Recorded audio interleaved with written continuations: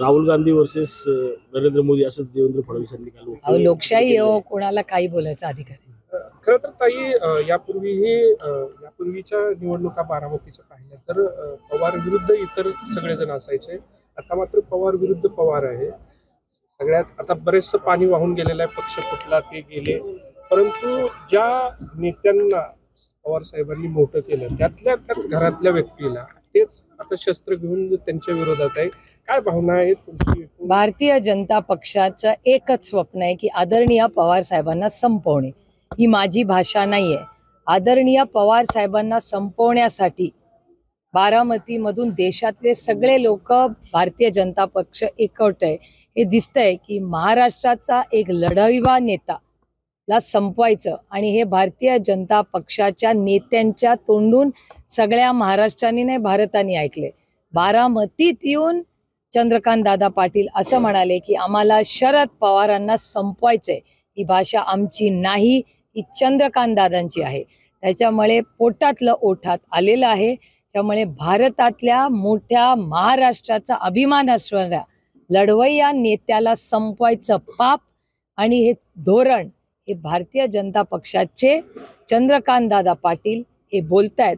याच्यातून तुम्हाला कळेल हे षडयंत्र हे चंद्रकांत पाटील आणि त्यांच्या पक्षाचं आहे असं तेच स्वतः म्हणाले. पण त्या षडयंत्रामध्ये तुमच्याच घरातील व्यक्ती सहभागी होतोय, त्याबद्दल काय सांगाल? मग हे षडयंत्रच आहे ना. हे शरद पवारांना संपवायचं सगळं षडयंत्र आहे जे चंद्रकांत पाटलांनी परवा बोलून दाखवले. खरंच ताई, काल जे आहे सुनील तटकरे यांनी असं म्हटले की सुप्रिया सुळे यांच्यामुळे अजित पवारांनी सर्वांशी वैर घेतलेला आहे.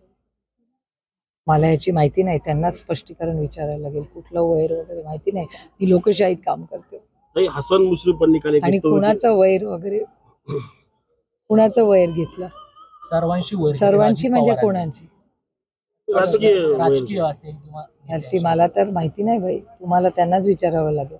हसन मुश्रीफांनी काल वक्तव्य केलं की वेळ पडली तर संजय मंडलिकांना निवडून आणण्यासाठी आम्ही हेलिकॉप्टरने जाईल. ते मतदार कोल्हापूरमध्ये आणू, मात्र संजय मंडलिकांना निवडून कुठेतरी प्रलोभन दिलं असं वाटतं. प्रलोभन असं नाही. बडे लोक बडी बाते, ज्यांच्याकडे पैसे जास्त आहेत. सर्वसामान्य माणूस, आम्ही लहानपणी आमच्या मुलांना कसं हेलिकॉप्टर ते मिळतं ना हॅमलीज किंवा छोट्या, तिथेच आहे ना. बिचारा हा कष्ट करणाऱ्यांचा देश आहे. हेलिकॉप्टर बडे लोक बडी बाते हो. आम्हाला काय माहिती. देवेंद्र फडणवीस यांनीही बारामतीकडे विशेष लक्ष दिलेलं आहे. तुमच्या कानावर आलेच असेल की तुमचे जे प्रचार प्रमुख आहेत त्यांची भेट घेतली, चहापान झालेला आहे. कसं पाहता? जाणीवपूर्वक डिस्टर्ब करण्याचा प्रयत्न आहे? आदरणीय पवार, तुम्ही पुन्हा पुन्हा ते सांगते, आदरणीय शरद पवार साहेबांना संपवायचं पाप जे माननीय चंद्रकांत दादा बोलले त्या स्क्रिप्टचा, षडयंत्राचा हा कदाचित एक भाग असू शकतो. कारण का त्यांना इलेक्शन विकासासाठी लढायचं नाही. त्यांना तुमच्या सुखदुःखासाठी लढायचं नाही.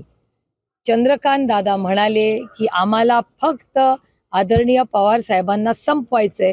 हा 1 पॉइंट अजेंडा हा त्यांचा आहे असं तेच म्हणतायत.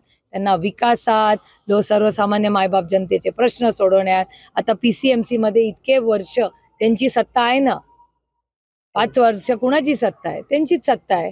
पाण्याचा कुठला प्रश्न सुटलाय का? ह्यांच्यामध्ये ज्या इलिगल बिल्डिंग येत आहेत या ह्यांच्याच काळात आल्या आहेत.